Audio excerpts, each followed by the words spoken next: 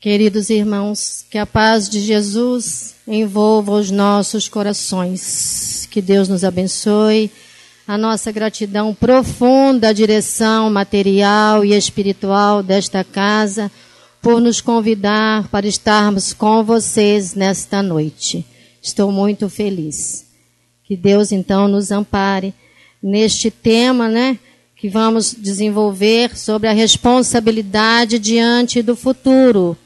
É um tema bastante interessante porque fala de responsabilidade e de futuro, Então vejamos bem. É preciso que o espírito se habilite no compromisso de renovar de se educar com vistas ao futuro. Esta é uma orientação de um dos nossos dirigentes espirituais lá da nossa casa. Então, ele fala de educação do espírito em relação à vida futura. Então, o que quer dizer? Prestar atenção no que penso, no que falo, no que faço. Porque pensamento nós já sabemos que é matéria. E pensamento viaja pelo espaço.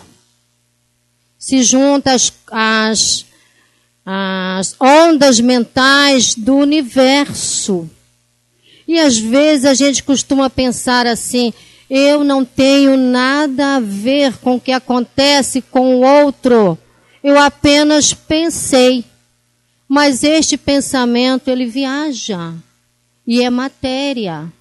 E muitas decisões que outros irmãos tomam na sua vida, muitas atitudes, é por conta dos nossos pensamentos, que se somam a outros pensamentos semelhantes, e a lei de atração funciona, e os irmãos atraem os pensamentos que estão, viajando pelo universo. Então é responsabilidade nossa. Por isso o Dr. Erma disse, é preciso que o espírito se eduque, ou seja, educar os pensamentos para ter atitudes e comportamentos mais condizentes com os ensinamentos do Senhor Jesus. Eu penso, eu falo, não é isso? Eu sinto. Então ele diz claramente, prestar atenção no que penso, no que falo. Ah, mas eu falo, às vezes a palavra sai sem que eu pense. Isso nós sabemos que não funciona assim, Porque antes de falar, a gente pensa. A espiritualidade nos convida a repensar para depois falar. E principalmente para agir. As atitudes, elas surgem após pensar e pensar. Ninguém toma uma decisão, uma atitude, ninguém tem um comportamento sem antes pensar. Certa vez, um companheiro nosso lá da nossa casa começou a dizer assim lá para o dirigente da casa, olha, fulano vai tomar essa atitude. É uma atitude desastrosa para a vida dela. E ele repetia, fulano vai tomar uma atitude e essa atitude é desastrosa para a vida dela. Até que um dia aconteceu o fato. E aí o médium disse para o dirigente, eu não disse para o senhor que ela ia fazer isso? Ele disse assim, a escolha foi dela. Livre-arbítrio. Mas você potencializou. Percebemos? O quanto é grave. Olha a responsabilidade nossa diante da vida futura. Nossa e do irmão. E dos irmãos. Jesus afirmou que a verdade liberta. Porque desalgema, dignifica, impondo responsabilidade e dever, que são as duas primeiras consequências. Responsabilidade diante dos nossos atos e das nossas atitudes. Quando diz, Amélia Rodrigues, Jesus afirmou que a verdade liberta. O que é a verdade? A verdade é Deus. A verdade é Deus. E quem é o guia? Jesus. Na dúvida, a gente procura o quê?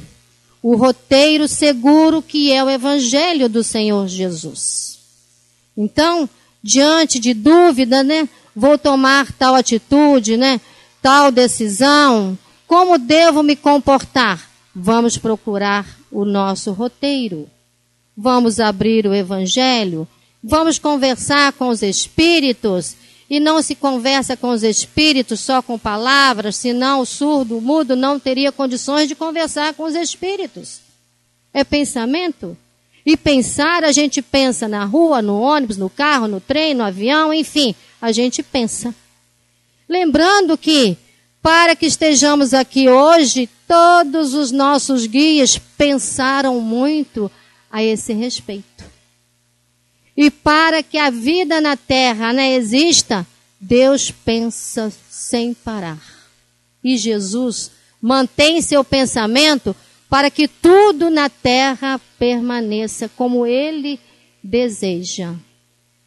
Então, pensar e falar é responsabilidade. Mas onde fica a nossa responsabilidade? Vamos refletir. Como já falamos no início. O companheiro disse, não, mas eu não sou responsável pela decisão que ela tomou. E o mentor espiritual disse, é também, porque você potencializou. E ela, nós sabemos, está no livro dos Espíritos, o homem é mais frágil do que mal. Diante de uma fragilidade, né? Ela tomou uma atitude lá desastrosa. Então, nós precisamos assumir o direcionamento da nossa vida. Haja visto que espíritos pensam e entram na nossa mente. Encarnados e desencarnados. Felizmente, nós não temos a possibilidade de ficar lendo o pensamento de encarnado, né? Felizmente. Já pensou se a gente conseguisse, né, ler os pensamentos? Mas às vezes isso acontece assim muito rapidamente. Sabemos disso. Nós entramos no pensamento do outro, sim, e interferimos. E onde fica essa responsabilidade? Diante do futuro do outro. Diante do nosso próprio futuro. É para a gente pensar, né? Quais são as responsabilidades quando se tomam atitudes, quando se tem um comportamento? Quais as responsabilidades que advirão? Esse estudo da noite de hoje, eu estava dizendo para minha amiga Lúcia, né? Mexe muito com a gente. E é para incomodar mesmo. É para nos deixar incomodados. Por quê? Temos responsabilidades. Por quê? Porque podemos adoecer o outro. Aliás, vivemos, né? Adoecendo o nosso corpo físico e a nossa mente por conta dos nossos pensamentos. E também causamos doenças nos outros. Vocês conhecem um ditado bem vulgar assim? Seca a pimenteira? Existe esse ditado aqui? Talvez não. Eu sou de Minas. Mineiro usa muito. Olha, fulano tem um olho de seca-pimenteira. Não é o olho, é o pensamento.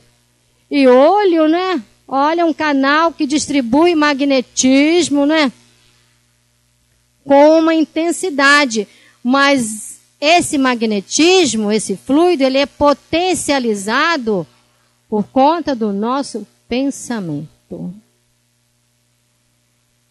Então, queridos irmãos, as responsabilidades das ações no hoje, pensando no amanhã. Eu vou deixar de existir? Espírito imortal? Não. Não. Amanhã. Amanhã, eu digo amanhã, não é amanhã quando eu desencarnar e reencarnar, não. Amanhã ou daqui a um segundo. É responsabilidade nossa. De repente, não sabemos por quê, sentimos uma dor de cabeça, ou então a gente pensa em alguém, esse alguém telefona, que interessante, né? telepatia? É pensamento. Nós somos responsáveis. As responsabilidades são nossas, das ações no hoje, que irão refletir no amanhã. Mas não no amanhã quando eu desencarnar e não amanhã na quinta-feira. Agora, daqui a pouco, enfim, a todo instante, né? Porque as responsabilidades, elas advirão, gente. A gente diz assim, não tenho nada a ver com a violência na cidade. Será? Não tenho nada a ver com o que acontece lá, com o que está acontecendo no planeta. Não tenho nada a ver. Não tenho nada a ver com o que acontece no país. Nós somos habitantes de onde? Não tenho nada a ver com o que acontece no mundo. Mas nós não somos a família universal?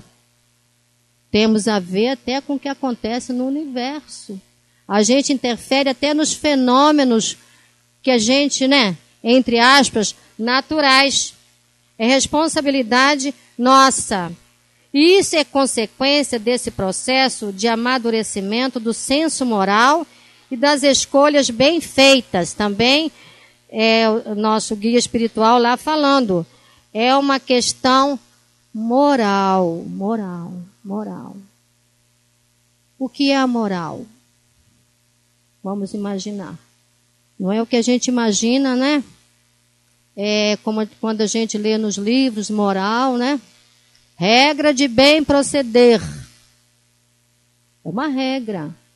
A gente precisa desenvolver essa moral. Não é o que a gente imagina, fulano é imoral porque procede assim, assim. Não, não é isso. A questão moral como dizer, eu vou pegar o fio da meada para eu me expressar. Ela se reflete no comportamento, nas atitudes. Eu posso dizer, sou tão boazinha, eu estou falando. Aí eu digo assim, inocente de quem acredita. Porque primeiro, bons, o que Jesus falou? Bom só o Pai. Percebemos? O próprio mestre disse, bom só o Pai. Então, às vezes eu penso assim, infeliz de quem acredita, né? Porque está se enganando. A gente está se esforçando para ser bom. A gente está se esforçando para ser honesto, para ser gentil, para se educar como espírito. Porque a educação do mundo é uma. A gente vai para a escola, né? A gente aprende boas maneiras, os pais ensinam em casa e a gente vai aprendendo. Olha, respeita o outro, não responda, isso. Tudo isso a gente já conhece.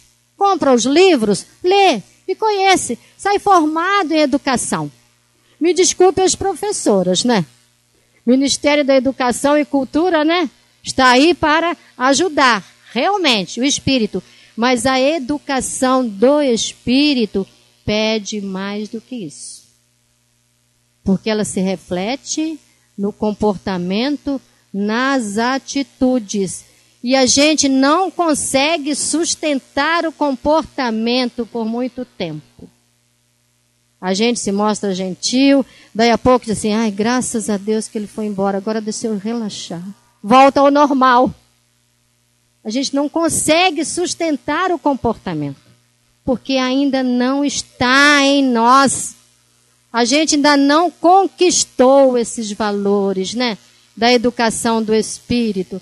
A gente diz claramente, ai, que bom, agora eu vou relaxar.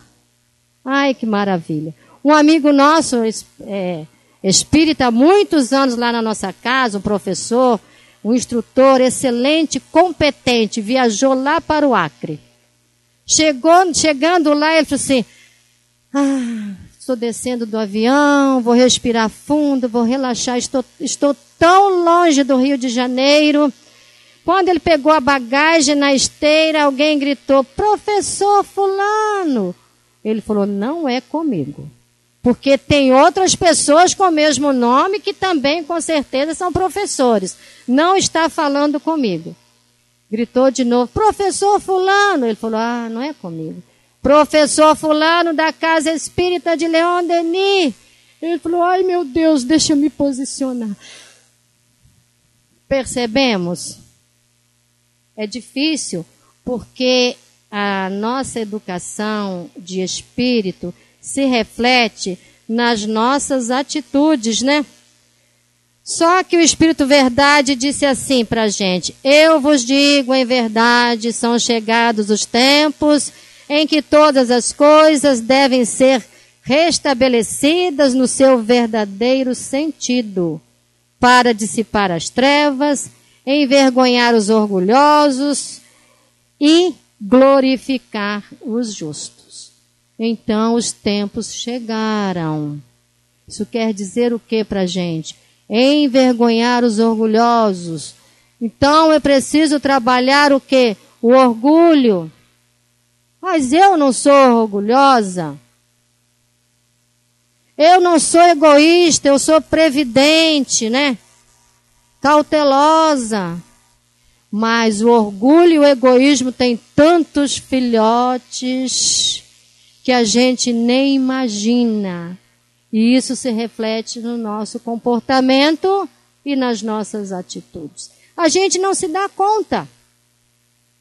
Porque segundo a doutrina espírita, moral é diferente do que a gente aprendeu, completamente diferente.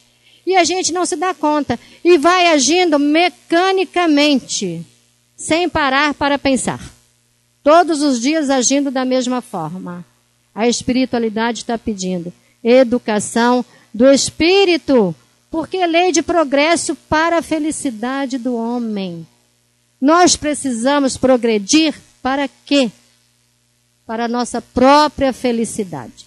Se eu progredir, o outro progredir, o outro progredir, a humanidade progride e todos serão felizes. Mas se eu não me incomodar, nada está me incomodando, tudo está muito bem, deixa a vida me levar.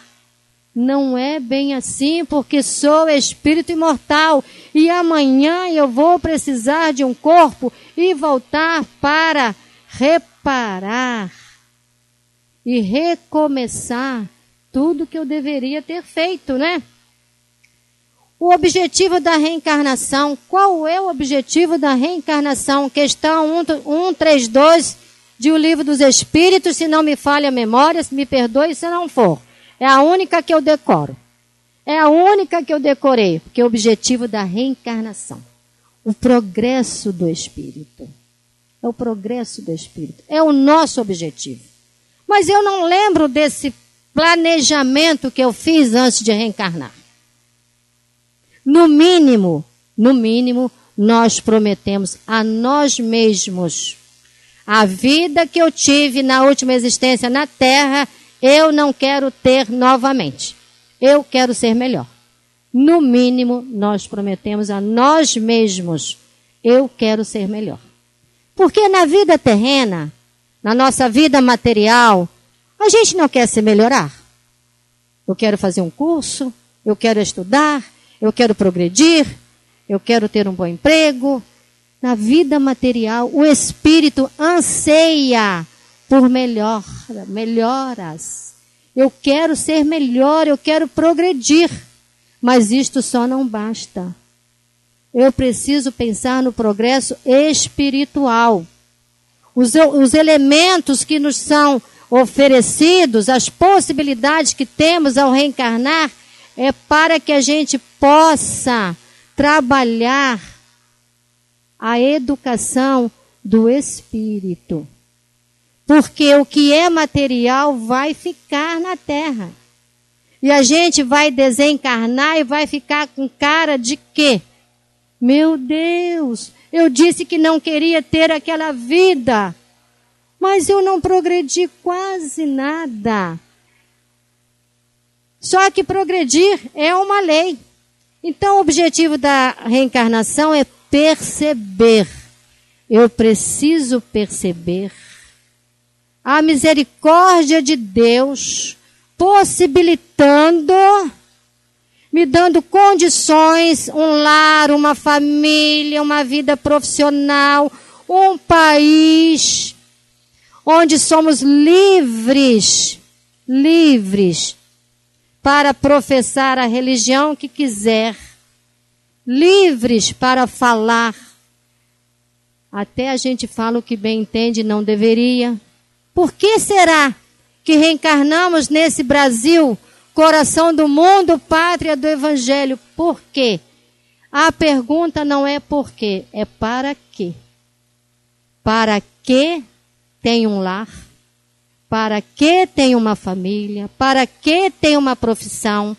Para que eu tenha estabilidade emocional? Para progredir espiritualmente. Outra vez, o guia espiritual da nossa casa disse assim para algumas... estavam algumas professoras reunidas, claro que vale para qualquer profissão. Ele disse assim: vocês acham que vocês têm esses empregos garantidos, concursados, para quê? Por acaso? Ou é para que vocês tenham mais tarde um salário que lhes possibilite investir na vida espiritual, estudando a doutrina e aplicando os conceitos da doutrina? Vocês pensam que passam nos concursos só para ter uma boa vida? Não é para isso. Então, o Espírito disse: reencarnação para perceber, para compreender para que estou na Terra. Com que objetivo? Para entendermos qual o real sentido de viver, é preciso questionar. Sentido de viver. Mas eu nem pedi para nascer. Essa vida que eu levo, é justo eu levar essa vida. Qual o sentido de viver para nós, espíritos imortais? Por que vivo? Para que vivo? Por que fui criado? Para que fui criado? O que é Deus? O que Deus representa na minha vida? Porque o conceito de Deus que está no livro dos Espíritos, nós já decoramos. Inteligência suprema, causa primeira de todas as coisas, sim, e aí eu digo, e daí? Mas o que é Deus para mim? O que Deus representa para mim? O que Jesus representa para mim? Porque nós costumamos olhar o outro. Pense em Deus, meu irmão. Confie em Deus, meu irmão. E nós? E nós? O que Deus representa para nós? Qual a importância que dou aos ensinamentos da doutrina espírita em minha vida? Para que estudo a doutrina espírita?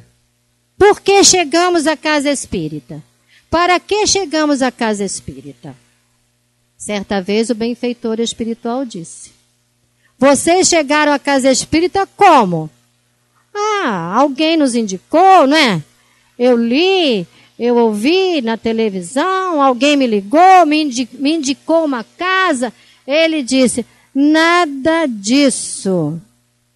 Quem trouxe vocês para a casa espírita foram os seus guias, preocupados com o progresso moral de vocês. Eles estão há muito tempo lutando para convencer vocês a procurar uma casa espírita.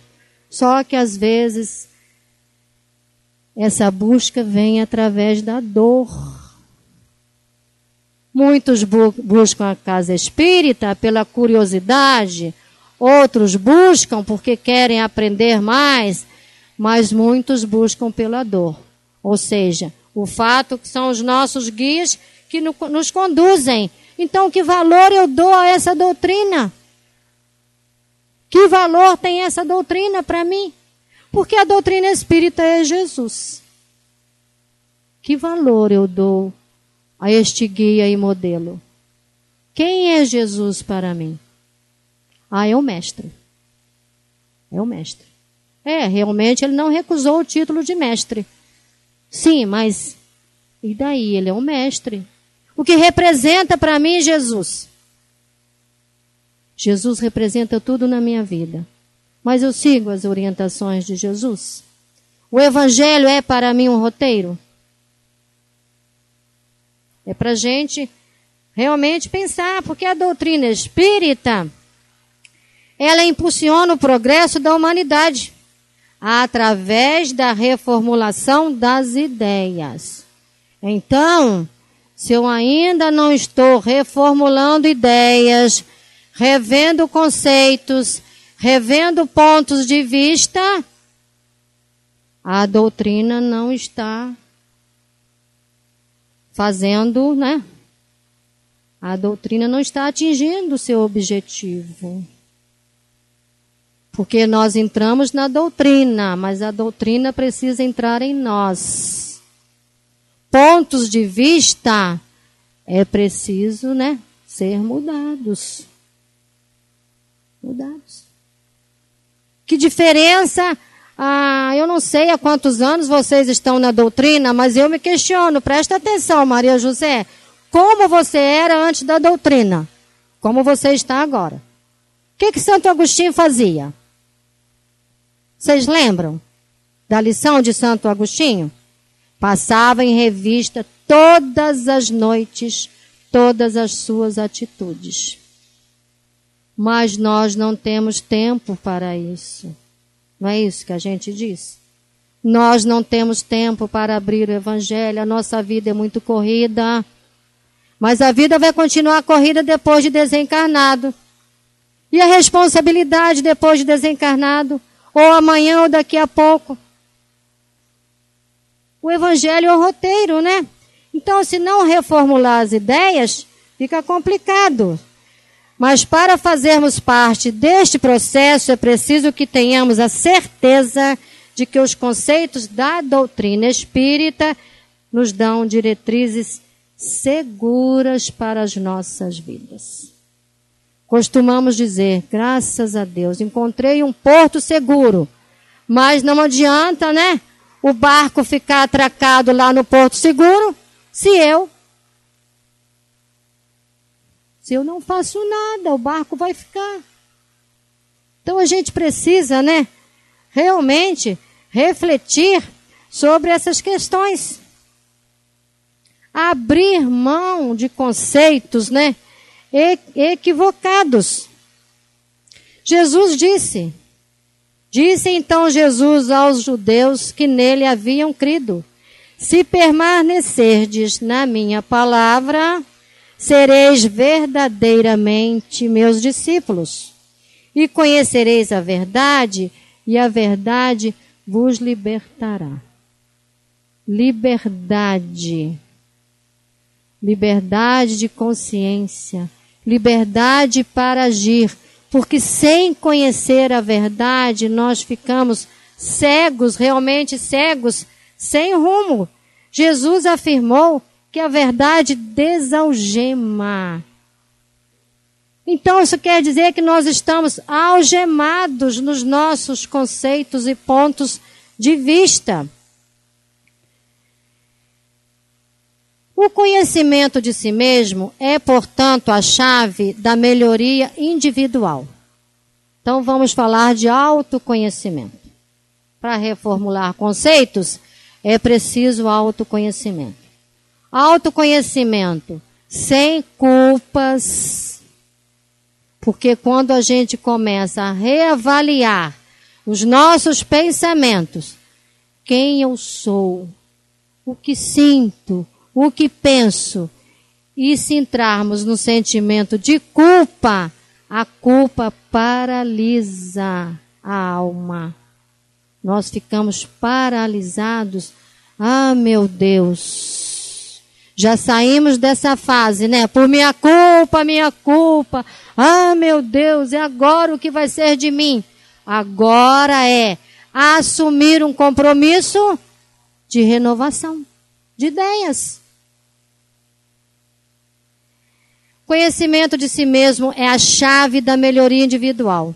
Quando estiverdes indecisos sobre o valor de uma de vossas ações, perguntai a vós mesmos: como a qualificaríeis se ela fosse praticada por uma outra pessoa?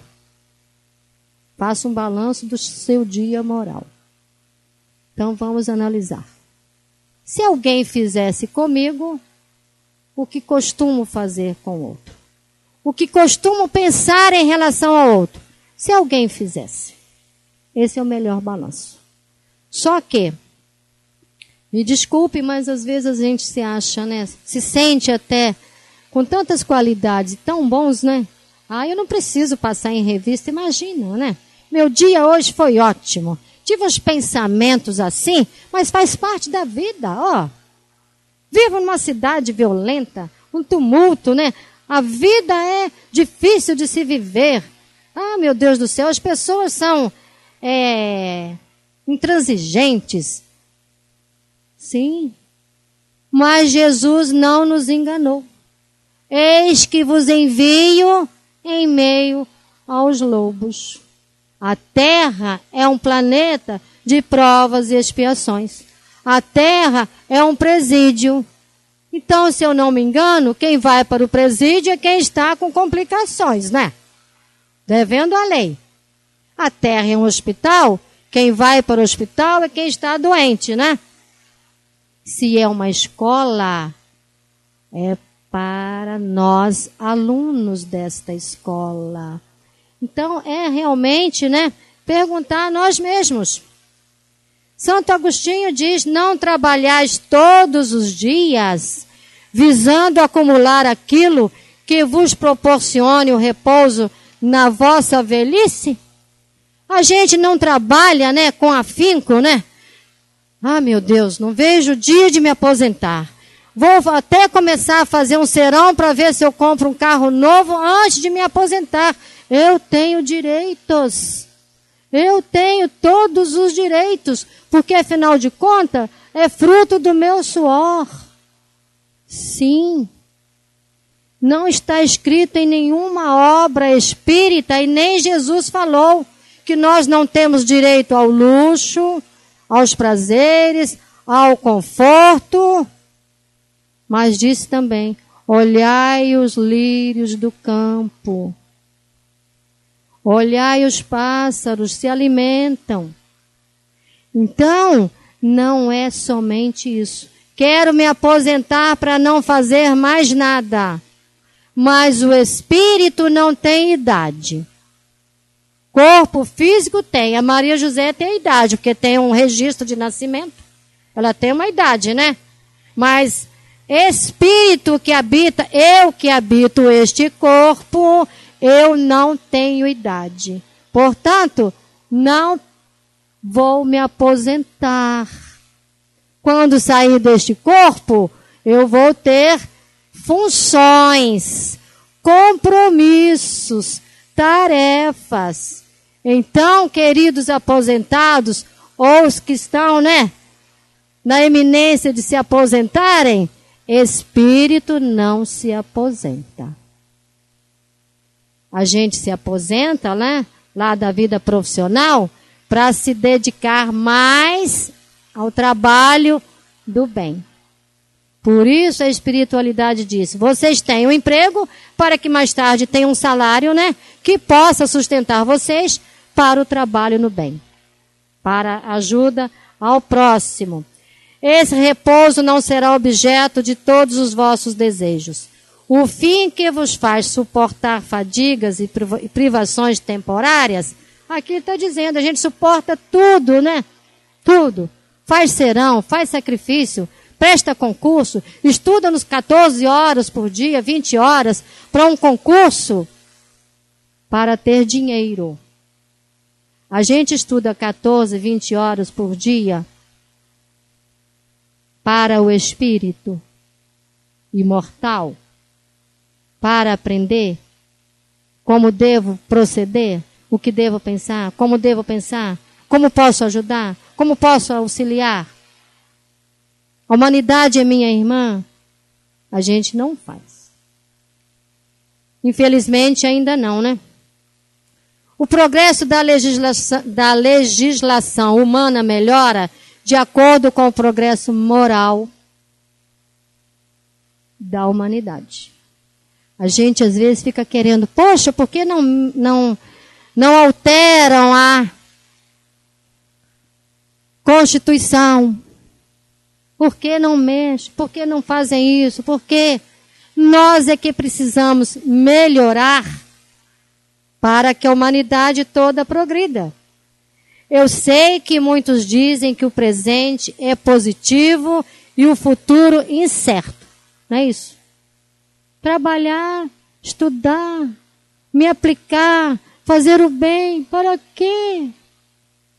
Nasceram pobres, a pobreza existe desde que a minha avó contava que havia pobres. Minha mãe contava que havia pobres. Eu vejo pobres. Meus filhos verão pobres, meus netos também. Nada muda. Para que fazer o bem se tudo continua igual? É um pensamento de materialista, não é? Não de espírito imortal. Porque nós sabemos que as posições se invertem, não é? Nas reencarnações. Quem é rico nesta, reencarnará pobre. É preciso que o espírito passe por todas as situações para aprender, para valorizar. Então, o futuro não é incerto. O futuro, a vida futura, é a realidade do espírito.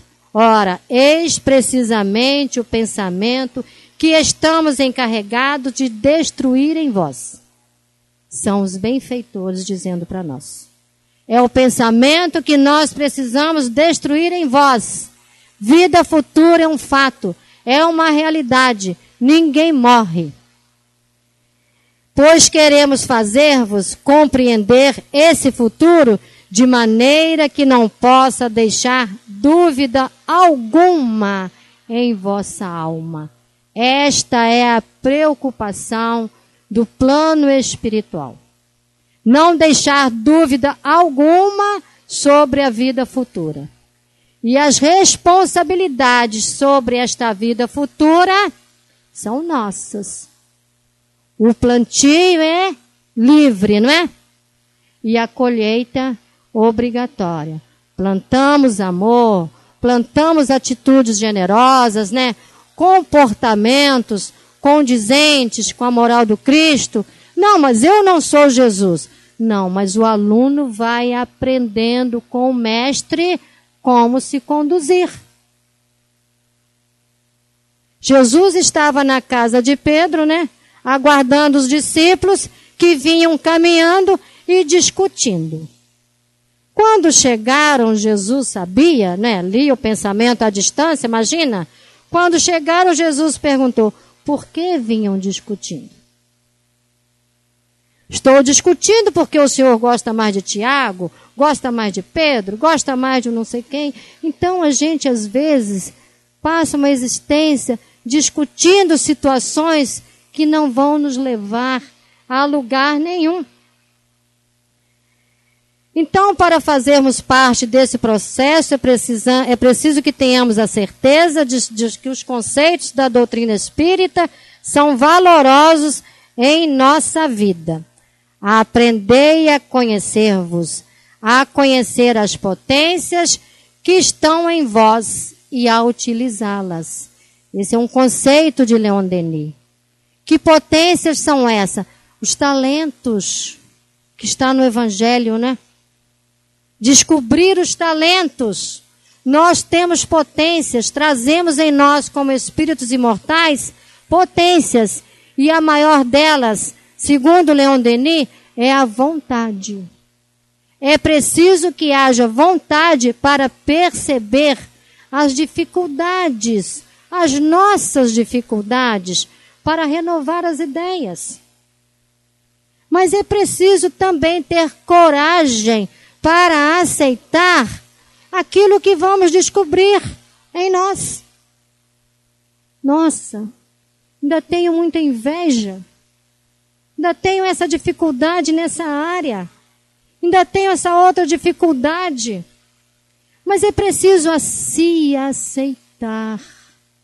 Sem martírio. Segundo Hermance Dufour fala, reforma íntima sem martírio. Não se martirizar, não se autoflagelar. Porque Porque a autoflagelação não é só a física. Tem a autoflagelação mental. Senão a gente entra num processo de depressão que não vai nos ajudar. Descobrir as nossas dificuldades e trabalhar lentamente em doses homeopáticas. Este ano, a gente não faz uma programação no final do ano ou no início do ano. Normalmente a gente faz, né? Ano que vem, a gente tem lá a nossa agenda, né? Eu vou cumprir esse compromisso, esse. Vou fazer tal curso, tal viagem, isso e aquilo. Mas a gente precisa fazer uma programação de reforma íntima, com tranquilidade, sem martírio, para não nos fragilizarmos emocionalmente.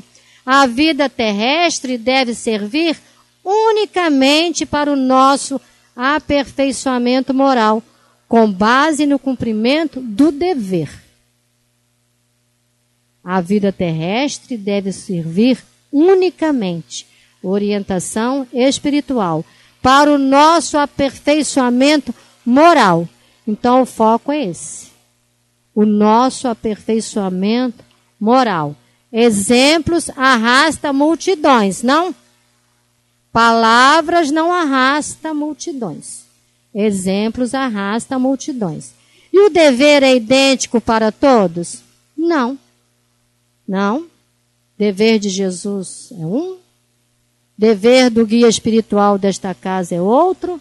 Dever da direção material desta casa é outro.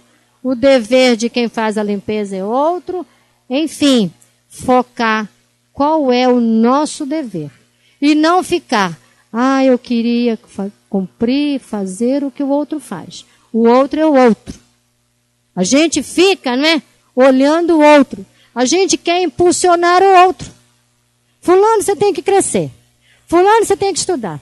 Você tem que ir comigo para a doutrina. Vem, meu filho, vem comigo. Só falta abrir a cabeça do marido, da esposa, ou do filho, ou do vizinho e colocar o evangelho lá dentro.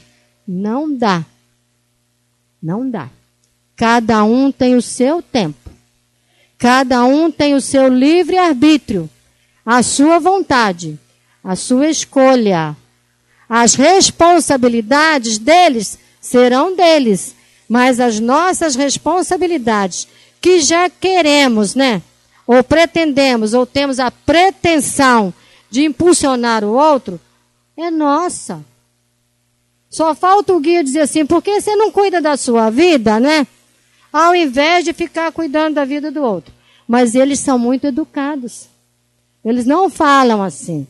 Eles falam para a gente escreve lá para os benfeitores, eles respondem, estuda e trabalha.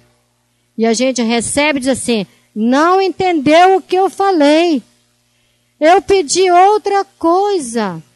E ele respondeu 3 palavras. Estuda e trabalha. Porque estudando, a gente vai descobrir qual a parte que nos cabe na obra da criação. A parte que cabe ao outro, né? Então é importante que o espírito se habilite no compromisso de se renovar e de se educar com vistas ao futuro.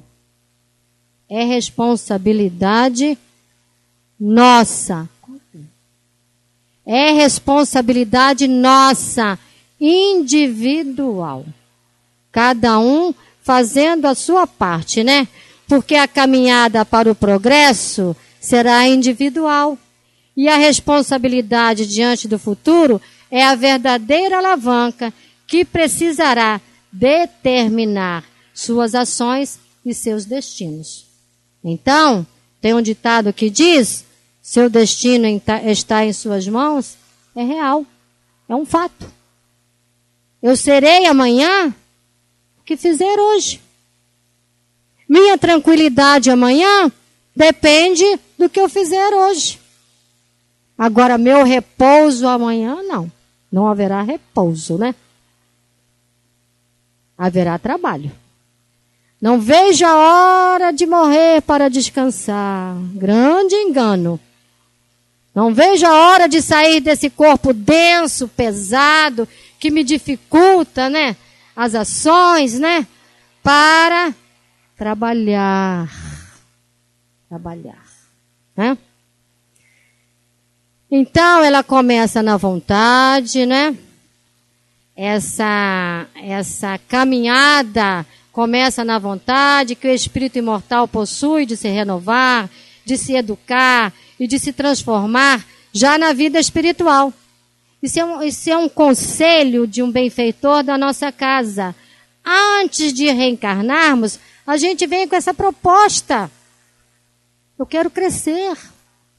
Porque eu digo para mim mesma, você, Maria José, vai ficar muito envergonhada quando sair deste corpo e encontrar amigos seus desta existência que avançaram. E você vai ficar, meu Deus, e eu? Eu vou ficar com a minha colheita, não é? Eu vou ficar com os recursos que eu construí. Eu vou ficar com as responsabilidades dos sentimentos, dos pensamentos, das situações que criei em relação ao outro. Nos trabalhos mediúnicos lá na nossa casa, o que mais a gente percebe são a dor dos espíritos arrependidos por não terem aproveitado bem o tempo. Eles dizem, a maior dor da minha alma é não ter aproveitado melhor o tempo quando estava reencarnado. E aí a gente vai ficando, né, vestindo essa carapuça, né, e pensando, amanhã eu estarei fora do corpo, não é isso? Então, queridos irmãos, né, o primeiro ouvido a ouvir é o meu. Essa lição de hoje é para mim. Não sei se é para vocês, mas é para mim também, né? Porque nós ainda estamos na questão da obrigação. Nós estamos agindo por obrigação. Eu sou obrigado a estudar. Sou obrigado a ir à casa espírita para não ficar perturbado. Eu sou obrigado a fazer o bem porque me falaram que para eu crescer espiritualmente eu tenho que fazer o bem. Nós estamos ainda na questão da obrigação. Mas daqui a pouco estaremos fazendo por amor. É assim mesmo, né? A gente vai pela obrigação para amanhã a gente começar a agir por amor. Que Deus nos abençoe, né? Que vocês tenham um grande e feliz 2014. E eu confesso a vocês, estou muito feliz de estar aqui com vocês. Muita paz para todos nós.